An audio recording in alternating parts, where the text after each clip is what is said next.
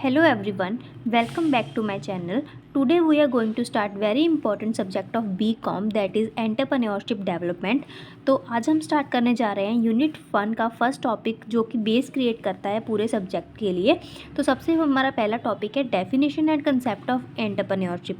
So video को last तक ज़रूर देखना, बिकॉज अगर आपने इस टॉपिक को क्लियरली समझ लिया तो बाकी के चैप्टर्स आपके लिए बहुत ही आसान हो जाएंगे। तो चलिए स्टार्ट करते हैं।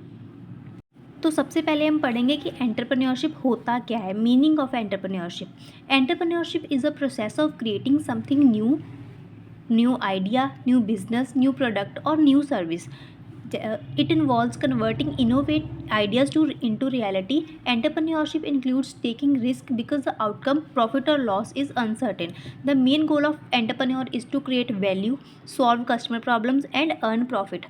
So सिंपल शब्दों में एंटरप्रेन्योर क्या है कि एंटरप्रेन्योर एक प्रोसेस है या फिर एक जर्नी होती है जहाँ से एक पर्सन को न्यू आइडिया आता है किसी भी न्यू बिजनेस के लिए, किसी न्यू प्रोडक्ट के लिए या फिर कोई न्यू सर्विस मार्केट में लेकर आने के लिए। ठीक है, तो एंटरप्रेन्योर में क्या होता है कि जो भी आइडिया आता है किसी भी पर्सन को तो उसको रियलिटी में कन्वर्ट करना होता है। इस प्रोसेस में रिस्क भी होता है क्योंकि बिजनेस में प्रॉफिट भी हो सकता है और लॉस भी हो सकता है। लेकिन जो एंटरप्रेन्योर होता है इसका मेन गोल क्या होता है कि वैल्यू को क्रिएट करना, लोगों की प्रॉब्लम को सॉल्व करना और ज़्यादा से ज़्यादा मैक्सिमम प्रॉफिट को अर्न करना। अभी हम एंटरप्रेन्योर की कुछ इंपॉर्टेंट डेफिनेशंस के बारे में बात करेंगे। जैसे कि पहली डेफिनेशन है, an entrepreneur is a person who takes risk in business, जो कि फोकस करता है on risk taking behaviour. Entrepreneur works in an uncertain environment. इसका क्या मतलब हुआ कि जो पहली डेफिनेशन है ये क्या कहती है कि एंटरप्रेन्योर वो होता है जो रिस्क लेकर बिजनेस को स्टार्ट करता है, यानी इसका जो फ्यूचर होता है वो अनसर्टेन होता है, फिर भी वो वही डिसीजन लेता है कि उसको वही काम करना है। जैसे कि हम एग्जांपल ले सकते हैं कि आपने अगर कोई अपना छोटा बुटीक ओपन करा है, कोई कोचिंग सेंटर ओपन करा है या कोई भी छोटा सा बिजनेस स्टार्ट किया है, तो उसमें रिस्क भी है और रिस्क के साथ साथ आपको एक अपॉर्चुनिटी भी मिलती है न्यू बिजनेस करने के लिए, आप एंटरप्रेन्योर बन सकते हो। सेकेंड हमारी डेफिनेशन जो है वो क्या कहती है कि entrepreneurship means innovation, creating something new और improving something exciting, focus on innovation and creativity. Second definition क्या कहती है कि जो ड्रकर की डेफिनेशन है ये कहती है कि एंटरप्रेन्योर का काम होता है इनोवेशन बनाना, कोई नई चीज़ बनाना या पुरानी चीज़ को बेटर बनाना। फॉर एग्जांपल जो ओला उबर के टैक्सी सिस्टम है उसको कम्प्लीटली इम्प्रूव कर दिया गया है आज के टाइम में, तो वो क्या है, वो एक इनोवेशन करी गई है। सो हम कह सकते हैं कि एंटरप्रेन्योरशिप क्या है कि कोई नया आइडिया या न्यू बिजनेस कोई न्यू बिजनेस है, कोई न्यू प्रोडक्ट को हम मार्केट में लाना चाहते हैं, वो क्या है, एंटरप्रेन्योरशिप है। नेक्स्ट हम देखेंगे कंसेप्ट ऑफ एंटरप्रेन्योरशिप। एंटरप्रेन्योरशिप में क्या क्या इन्वॉल्व होता है। ये सिर्फ एक बिजनेस शुरू करना नहीं होता, ये एक कंप्लीट प्रोसेस होता है। इसमें क्या क्या इंक्लूड होता है। सबसे पहले होता है कि आइडिया जनरेशन। सबसे पहले किसी भी पर्सन को आइडिया आता है। डेवलपिंग ए न्यू कंसेप्ट और आइडिया, जब कोई नया कंसेप्ट उसके मन में आ जाता है फिर उसको अपॉर्चुनिटी की आइडेंटिफिकेशन करनी पड़ती है, मार्केट में उस आइडिया की नीड है या नहीं ये चेक करना पड़ता है। उसके बाद वो क्या करता है कि रिसोर्सेज, अपने आइडिया को इम्प्लीमेंट करने के लिए रिसोर्सेज को अरेंज करता है, रिसोर्स अरेंजमेंट करनी पड़ती है उसको। उसमें क्या होता है कि कहाँ पर वो अपना बिजनेस स्टार्ट करेगा, उसमें उसकी कितनी मनी लगेगी, कितने लोगों को उन्हें उससे काम पर रखना पड़ेगा, कितना उसे रॉ मटेरियल चाहिए, ये सब अरेंज करना क्या होता है, रिसोर्स अरेंजमेंट। आफ्टर दैट वो करता है स्टार्टिंग अ बिजनेस, ऑपरेशंस को शुरू करना, कस्टमर को सर्विस प्रोवाइड करना।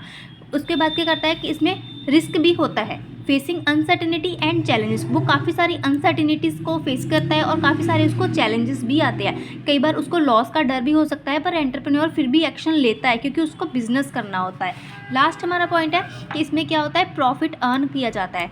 प्रॉफिट अर्न करने में क्या होता है, generating income if business succeed. It is a combination of planning, decision making, innovation and risk management. So overall हम कह सकते हैं कि एंटरप्रेन्योरशिप एक मिक्सचर होता है जिसमें प्लानिंग होती है, डिसीजन मेकिंग होती है, रिस्क मैनेजमेंट किया जाता है या इनोवेशन भी उसमें लगाई जाती है। नेक्स्ट हम देखेंगे कि इम्पॉर्टेंस, एंटरप्रेन्योरशिप की इम्पॉर्टेंस क्या है, इसकी क्या ज़रूरत पड़ती है और इसके साथ हमें क्या क्या फ़ायदे होते हैं। तो सबसे पहला हमारा फ़ायदा होता है कि जनरेट एम्प्लॉयमेंट अपॉर्चुनिटीज़ क्रिएट करता है। जब भी कोई एंटरप्रेन्योर कोई भी बिज़नेस स्टार्ट करता है तो उसके लिए उसको लेबर की ज़रूरत भी पड़ती है, तो जब वो लेबर होती है उनको अपना काम मिल जाता है, एम्प्लॉयमेंट की अपॉर्चुनिटी मिल जाती है जिससे कि अनएम्प्लॉयमेंट कम होता है। नेक्स्ट है हमारा इकोनॉमिक ग्रोथ। इकोनॉमिक ग्रोथ के लिए भी कंट्रीब्यूट करता है। बिजनेस एक्टिविटी जो होती हैं वो इंक्रीज़ होती है तो जो जीडीपी ग्रोथ होती है वो इंक्रीज़ होती है। नेक्स्ट है promote innovation and new ideas. New ideas और इनोवेशन को प्रमोट करता है। नए आइडियाज़ जो होते हैं सोसाइटी को बेटर बनाने में हेल्प करते हैं। नेक्स्ट है बेटर स्टैंडर्ड ऑफ लिविंग। लोगों को बेटर प्रोडक्ट्स और सर्विसेज प्रोवाइड करने से लोगों का लिविंग ऑफ स्टैंडर्ड बेटर हो जाता है। नेक्स्ट है entrepreneurs help in overall development of society and the nation. हम कह सकते हैं कि एंटरप्रेन्योर जो होता है वो सिर्फ अपना फ़ायदा नहीं देता बल्कि वो सोसाइटी और कंट्री दोनों को इम्प्रूव करने में हेल्प करता है। सो इन कंक्लूजन हम कह सकते हैं कि एंटरप्रेन्योरशिप क्या होता है, innovation, risk taking plus value creation का एक कॉम्बिनेशन होता है। ये क्या करता है कि इकोनॉमी बिल्ड करता है, जॉब अपॉर्चुनिटीज़ क्रिएट करता है एंड न्यू आइडियाज़ लेकर आता है। Forms foundation of business development, business की डेवलपमेंट में काम आता है। तो ये हमारा था first topic, meaning and definition and concept of entrepreneurship. I hope ये लेक्चर आपको पसंद आया होगा। अगर जो भी आपको कमी लगती है आप कमेंट कर सकते हो। I will try my best. Thank you for watching.